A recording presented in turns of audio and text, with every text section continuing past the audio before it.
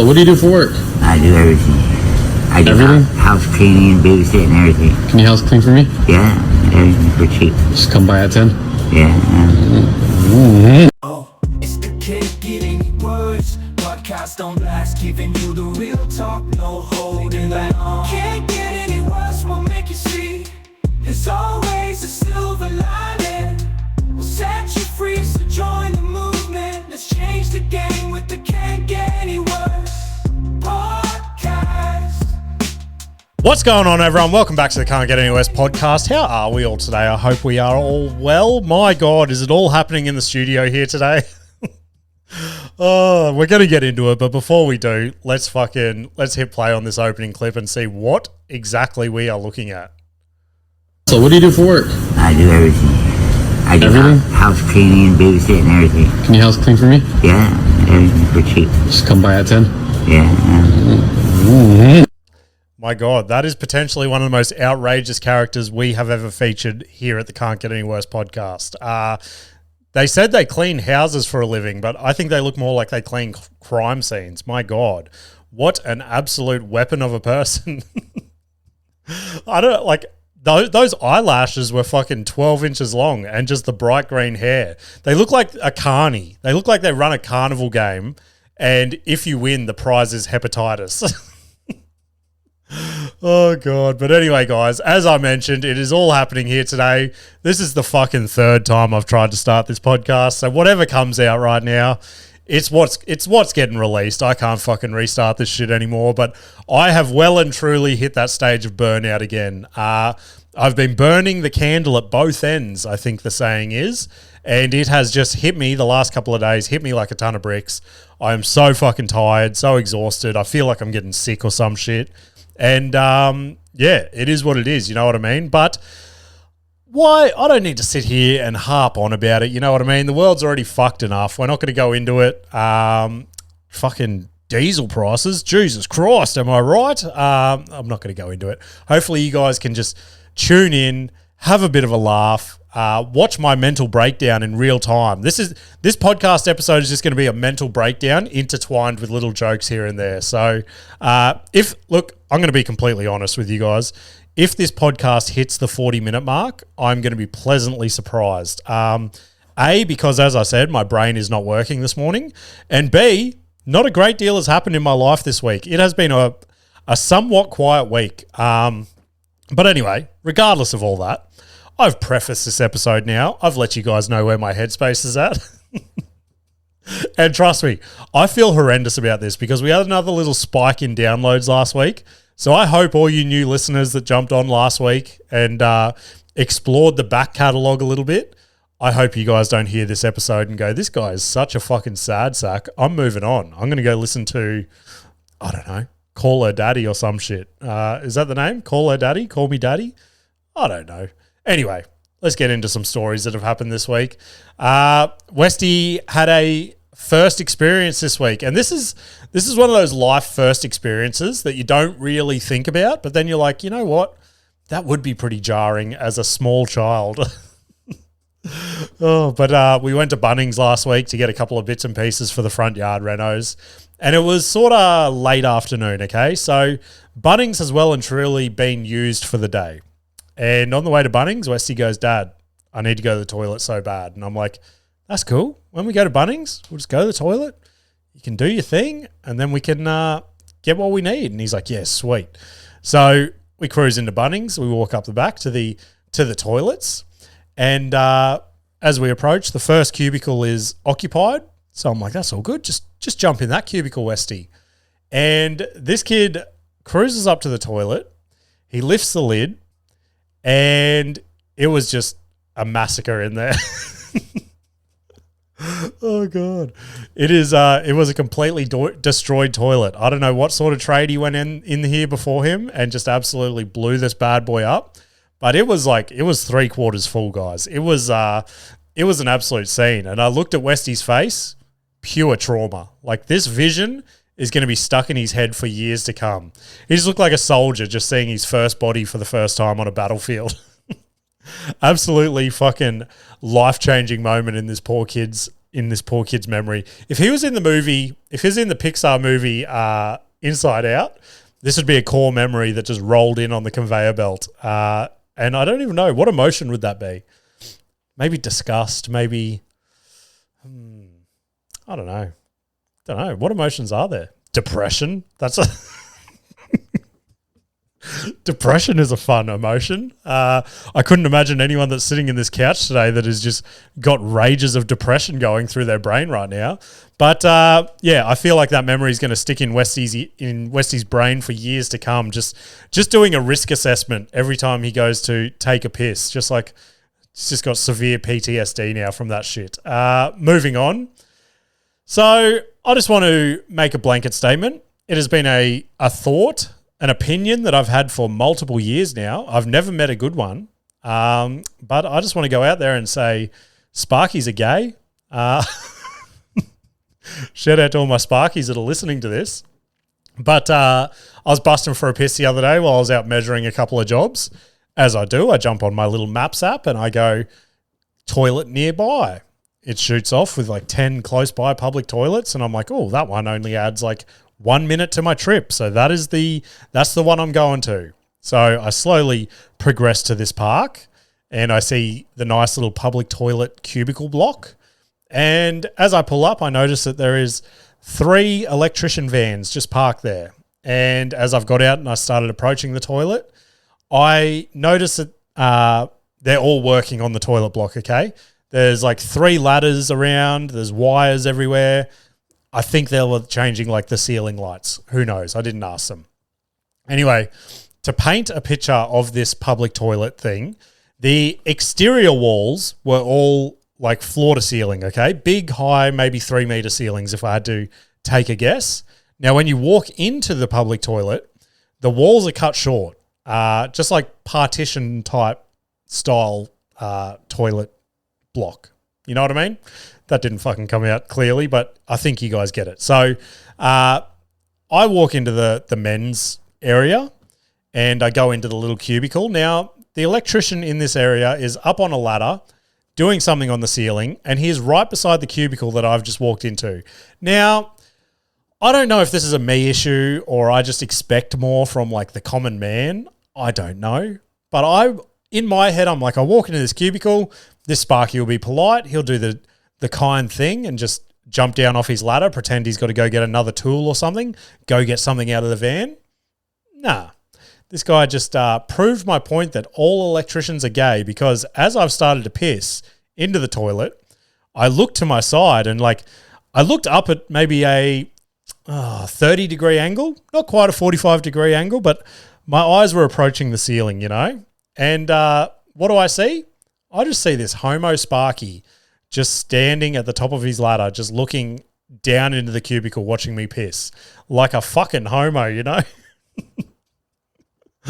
Oh, God. As I said that, for whatever reason, like one of the books that I used to read the boys when they were babies popped into my head. And I was like, what the fuck did I say? It was something like, looking at me, I see a Sparky looking at me. I forget the fucking book. It was funny in my head, okay? So let's just move on. But yeah, just a gay Sparky watching me take a piss. Like one of the most intimate moments I've had in 2026, you know what I mean? But yeah, it just confirms that no, there is not a straight Sparky on this planet. If you're a straight Sparky listening to this podcast, prove it. Send me a message and send me a screenshot of your search history and I'll back off the Sparkies. But shout out to all my Sparky brothers listening. Oh, God. Anyway, Parker had a follow-up appointment last week at the doctor's from all his shit that he's got going on. And Nikita calls me after to tell me what happened, what the doctor said, blah, blah, blah. And so we did that. And then she goes, oh, by the way, got a little moment that your son did that you will find hilarious. And I'm like, okay, what's he done now? And she goes, well, we finished at the doctor's. We'll walk him back to the car. And we walk past a travel agent. And I'm like, okay. Nothing weird so far. And she goes, then he just stopped out the front, looked into the door and just screamed at the top of his lungs, nothing beats a Jet2 holiday. And then just did the full fucking TikTok rant. I'm sure you guys have seen the viral trend, but he's just doing a full ad read to these guys, unpaid. I'm just raising a walking TikTok algorithm. You know what I mean? He doesn't have any original thoughts. He just repeats trending audio that's going on TikTok at the moment. So I can only imagine the confusion going through all those travel agents' minds, just confused as hell as to why there is some sort of little demon child just chanting TikTok shit at them. But yeah, they're probably like, do we hire this guy or do we like call security? What is this kid's problem? Anyway, talking about mums and sons, let's play our next Turns Out It Can Get Worse clip. Drag this over. And let's hit play. What are these two on about? And has many female girlfriends. And what have I made you for your own bathroom when your friends come over? You've made me a period station. A period station, a feminine hygiene station. We've got some tampons and just a G-string pad and a normal pad because you know what? They might not want to tell you about the flow. They might just want to go to the bathroom and deal with it themselves. So yeah, you heard it here first, guys. If it's that time of the month, yeah, hit up Bailey's bathroom. Downstairs bathroom. Obviously, I don't get a period anymore, but I'm happy to hand it all over to the younger. Cupboard to the left. Yep. We'll be there waiting for you. Go get them, girls. Go get them. What the fuck? Am I the only one that finds that so bizarre? I saw that video pop up. I started scrolling through the comments just to see other people have the same opinion as me. And so many people were just in the comments going, this is incredible. Good on you. Good on you for doing this. And trust me, I get it. I get like you should be raising young boys to not think that periods are weird. But for the mum to be making her son run a pharmacy out of the fucking bathroom... And just how open they were together. My God, just chicks rocking up to his house. He's like, oh, there's free Wi-Fi, towels on the bed, tampons. What more could you want? Just running an Airbnb out of Bailey's bathroom. Oh, God, Bailey's bathroom. And then his mum chiming in at the end, just stating a random fact on a fucking Instagram video for some reason. Obviously, I don't get periods anymore. Who cares? And why does your son and the internet need to know that, okay? Oh, God, I don't know. Let me know in the comments if you guys think that clip's weird. It did something to me, you know what I mean? Just emotional incest starter pack right there. Oh, God, what has happened here? My God, the rest of my fucking run sheet has just disappeared. So we are just going to drag this one over and work off this one for this episode. I think we're up to my week in comedy already. I told you this is going to be a fucking quick episode, guys. Wednesday night, all kicked off. Look, before we rip in, no Celsius again this week. I think that could be the big issue that I'm going through right now. I've got a fucking Woolworths water. Just doesn't quite have the same ring to it, you know? Ugh. Anyway, week in comedy, good chat Wednesday. The Wednesday nights there are always sick. I always come on here and I say how fucking sick they are. And this week was absolutely no different. I got there and the room was absolutely jam-packed. Like, I don't know if it was a sellout, but if it wasn't, we were a couple of people off, you know what I mean? And I was third up on the lineup. And I've said this before with that room. I don't know why or how. Like, when I get a spot at Good Chat, I'm like, okay, that is in my eyes anyway, there could be different opinions in the scene, but for the comedians that I talk to, that is sort of the pinnacle of being booked. You know what I mean? That is the room that you want to get into. That's the room that you want to get regular gigs with. And it just blows my brain that people don't rock up or rock up late for their spots. I don't get it. But anyway, I was third and the first two acts were running late or just pulled out of the gig. I don't know what the full story was. And the room runner comes up to me. He goes, oh, I know I did this to you last time, I think. He's like, but any chance you could open the show? Now, this could go one of two ways, okay? It could bomb brutally because opening cold on dick jokes at 7:05, it can be rough sometimes, you know? Some people like to be eased into comedy. I prefer to go around middle to end of the show. Just because the crowd's warmed up, they're ready for the dirty shit, and opening on it, it's a risky task. Okay, so I ended up opening the show and actually went pretty well. I was actually stoked with how my set went. And yeah, set the tone for the night, got the big laughs, and yeah, it was just enough to justify the petrol money that I needed to get there. But then I backed it up. Good Chat Thursday. So this was I don't know if this was my first ever Thursday at Good Chat. I feel like it might have been. So I mentioned last week that they've bumped me up to weekend gigs in the next month or two. And they had a pull out on Thursday, and they're like, do you want to do the Wednesday and the Thursday? And I'm like, bro, give me all the spots. I will take any and all spots. I will come and fucking scrub the floors for spots. Anyway, so in my head, I've pumped this up. I'm like, this is going to be sick. I've moved up from the Wednesdays to the Thursdays. Then I'm going to be into weekends. It's all fucking happening. And I got there, and smaller crowd than the Wednesday, which I was surprised with. I was like, okay, you want the Thursdays and the weekend spots, but the crowd was way smaller. So I was like, what is going on? And when I say smaller, there was still maybe like 50 people there. So it was still a good crowd for a Thursday night. And it was just weird energy in the room. I don't know what it was, but I had a couple of mates on the lineup as well. I was towards the end of that night, so in my preferred positioning on a lineup, and had a couple of mates on there. They came off after their sets, and they were sort of in their head. They're like, just wasn't working up there. They weren't laughing at shit. And from backstage, it sounded like they were doing well. So I'm like, I think you're just in your head, like everything's going to be okay. But then I started to get in my head. I'm like, fuck, maybe they aren't laughing. And then I start to pay attention, and the dirtier shit isn't really working with them. And I'm like, fuck me.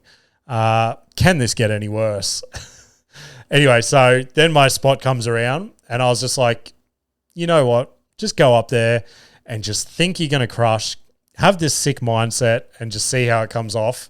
And ended up getting another sneaky crush in. So I was stoked with that set. That set was probably better than my Wednesday night spot. Don't know why. I should probably watch the videos back and break them down. I can only assume because, as I said, I had that preferred spot. The crowd was warmed up. They were ready for dick jokes and things like that. But, back-to-back crushes. Who is this guy? Who is this guy sitting in this couch right now? But then another gig that I've been waiting for, the Sit Down Comedy Club on the Saturday night. So, again, this is one of those pinnacle spots, if you will, in my head anyway. And I was like, this is amazing. This is my first proper spot at the Sit Down Comedy Club that's outside of like the Raw comedy competition, because that's the only time I've ever done the Paddo. And in my head, I'm just like, this is going to be fucking unreal. A Saturday night at what is sold as Brisbane's biggest comedy club. And I got there, and the crowd numbers were not great. Like, it is a giant room, and I reckon there might have been 50 people there again. When there's 50 people in Good Chat, it's still a sick show because it's a nice, tight little underground room. And Sit Down's underground as well, but it is gigantic. So when there's 50 people in there, you can really feel that there's only 50 people in there. But the show starts, and the way that lineup works is the first bracket is 4 comedians. So 3 of them do 5 or 10 minute spots. Then there's a 20-minute feature. Then there's a break. Then there's another 5-minute spot, which was me, and then the headliner for 40 minutes. So I got to open after the headliner. So everyone in the first bracket I find fucking hilarious, but they weren't getting great energy back from the crowd. I don't know what it was. They weren't bombing, but it was just like they were more or less just going through the motions. And I was like, I have pumped this gig up in my head to be the sickest gig in the world, and now it is it's not exactly living up to it. You know what I mean? But anyway, I'm like, is what it is. Much like I did the night before at Good Chat, the break finished, and then it was my turn to go up. And I was like, you know what? Just go up there, do your shit, show them what you can do. And if they don't like it, then it is what it is. And I got up there and absolutely fucking killed. I was so stoked with my set. Everyone was pissing their pants, and I was scanning the room. All the like sit down staff was standing on the outside of the room just watching. And I was like, it was one of those moments where I was just like, I don't know, like I was crushing, but it felt out of body in a weird way where I was just sort of looking at all the staff members of sit down and I was like, it was like a slight internal told you so moment. You know what I mean? Like, why have I not been booked here for the last fucking at least 2 years? But yeah, anyway, sick gig. Then backed it up again. Sunday night, we had the Raw State Finals. So I have been pretty vocal on this podcast and in the comedy scene in this whole competition that I could not care less about it this year. And I don't know what it was. Yesterday I woke up and I just got this feeling and I'm like, I need to win. I don't know what it was, but I was just like, need to activate your ego or something like that.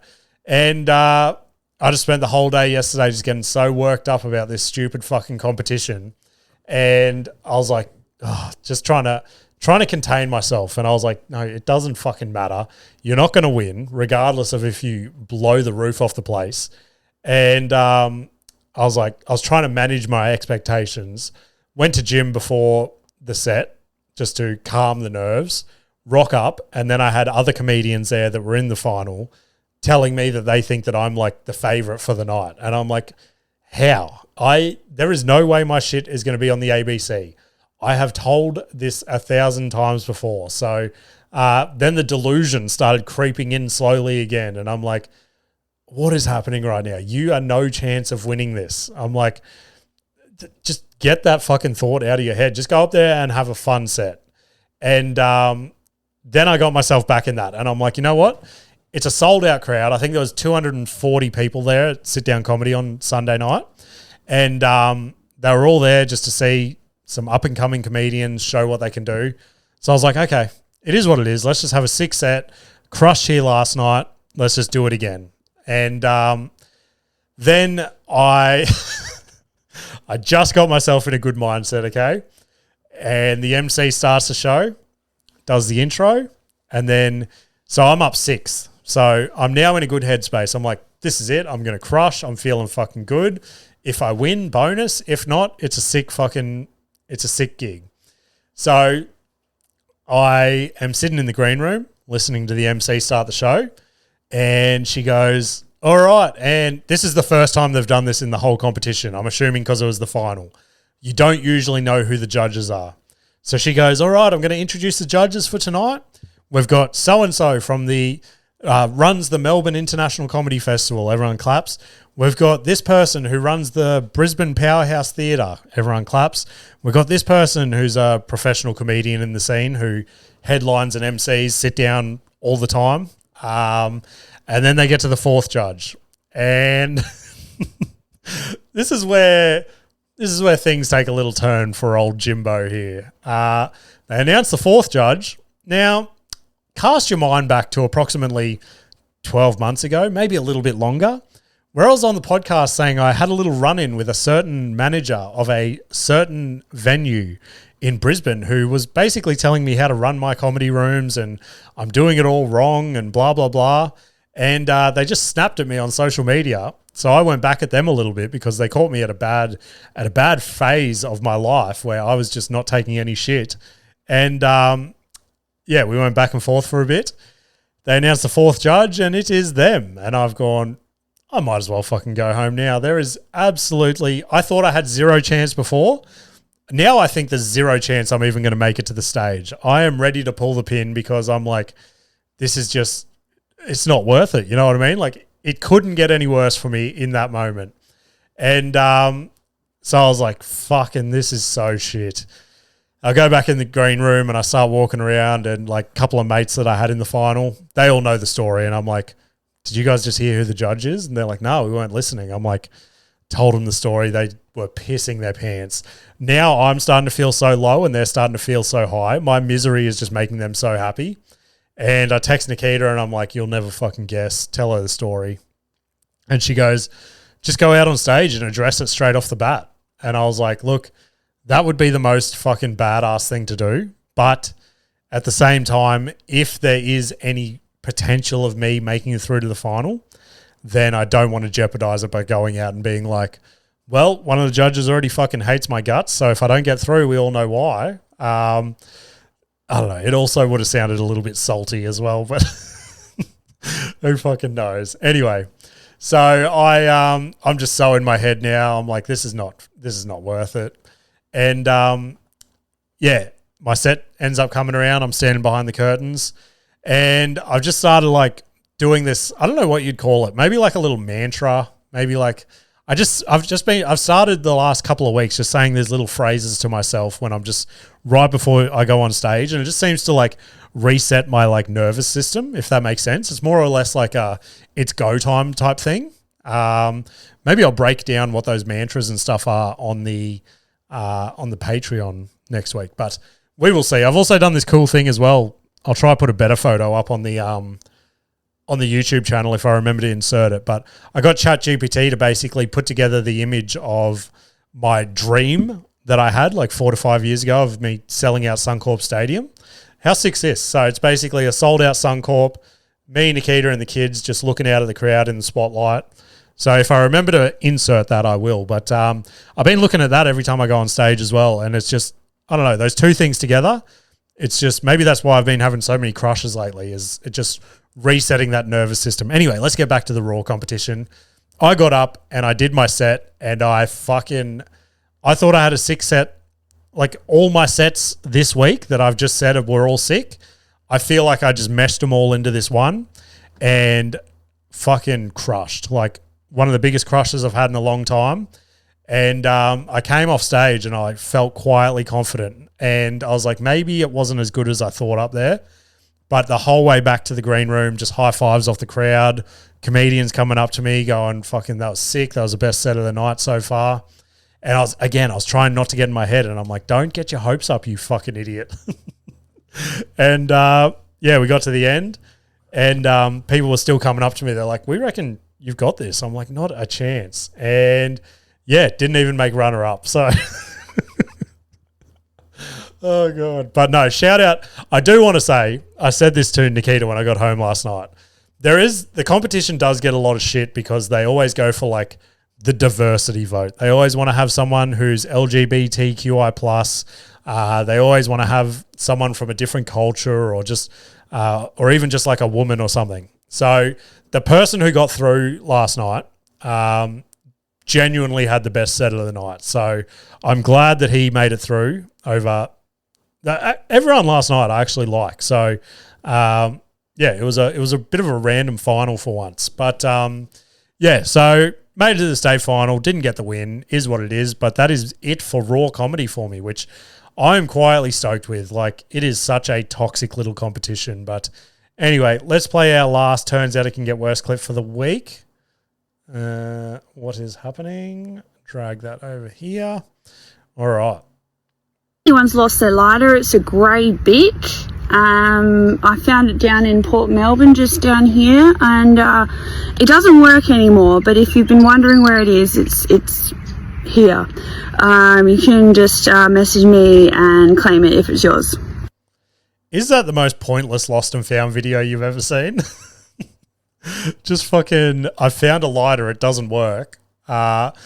Condition, completely useless. Like, throw it in the fucking bin, my God. And what is with that little tuft of hair that you have sticking up? You look like Dash from The Incredibles. But anyway, shit that I've consumed this week, I'm just going to chew through these pretty quick. I'm not going to go through them in depth. But I've got back on my audiobook train this week, which I've sort of, I don't know, I've caught up on all the podcasts and shit that I listen to. A couple of podcasts I listen to have shut down, which fucking sucks. But yeah, hopefully some of their listeners jump over here, you know what I mean? But anyway, I listened to a couple of audiobooks that I just had queued up from back in the day when I was into them. So the 3 that I've listened to this week, Kevin Hart, Can't Make This Up. So fucking good, especially where I'm at in this period of like my comedy journey, if you do want to call it that. But just listening to his book where he started to like put together his first little tours and things like that, and just saying that he did a lap of America 6 times before anyone knew who the fuck he was. Just putting in that hustle to see where he's got to now. So it was cool to listen to that and just be like, okay, maybe you're not a complete idiot if one of the biggest comedians in the world had to do this shit as well. The second book I listened to, if you're a comedian and you haven't read this book, my God, get around it. Sam Talent, Running the Light. It basically just follows a comedian for a week of their life. Now, the comedian is like, he's been in the limelight and now he's on the other side. He's on the come down. Like, he's an alcoholic. He's a drug addict. He's lost his family. The comedy world hates him. He's jaded as fuck. And it just follows a week of his life. And it is just so well written and just, it's literally a book of poetry. So if you're a comedian or even if you just like comedy, go give that a listen or a read. And the last one I read was Jimmy Carr's book, Before and Laughter. It's basically a self-help book for psychopaths. So anyone that knows Jimmy Carr, he likes pushing the boundaries. And again, much like the Kevin Hart book, it was just cool to hear him break down his journey and just give some tips and shit like that. So another thing I watched this week, I was bored at work, put Netflix on, and obviously the documentary everyone is talking about, Inside the Manosphere, I think it's called, the new Louis Theroux documentary. Now, Nikita and I used to be obsessed with Louis. We used to watch all his documentaries, and this one popped up, and I just saw all my TikTok algorithm and shit obsessed with it. Just going, look at these fucking losers, blah, blah, blah. Now, I get lumped in a lot with these guys because I am into Rogan, Goggins, Jocko Willink, Cam Haines, all that type of people, right? The whole fucking grind and hustle and all that sort of shit. But those people I just listed off are not in the atmosphere with these fucking losers on this documentary. So these guys are just like, they're that next level up. They're like, life is about fucking getting money, fucking bitches, doing drugs, all that sort of shit. And was there a point in my life where I like looked up to people like that? 100%. Like, remember when we were all obsessed with Ziz? Like, we're all going to fucking make it, bruh. So gay. But it's just, it was a sick documentary. I loved it. It was just a bunch of broken dudes just yelling at each other. And Louis didn't even have to do anything really in this documentary because he would ask them a question, they would answer the question, and then they would just overanalyze the question that they've just given and just backtrack and try and re-answer it. And it was just fucking, it was crazy. It was the easiest paycheck of his whole life. So go give that a watch. Crazy, crazy scenes. Mark Norman released his latest special on Netflix this week. Absolute killer. One of my favorite comedians doing it at the moment. He just has punchlines like a fucking machine gun. I genuinely do not know how he does it.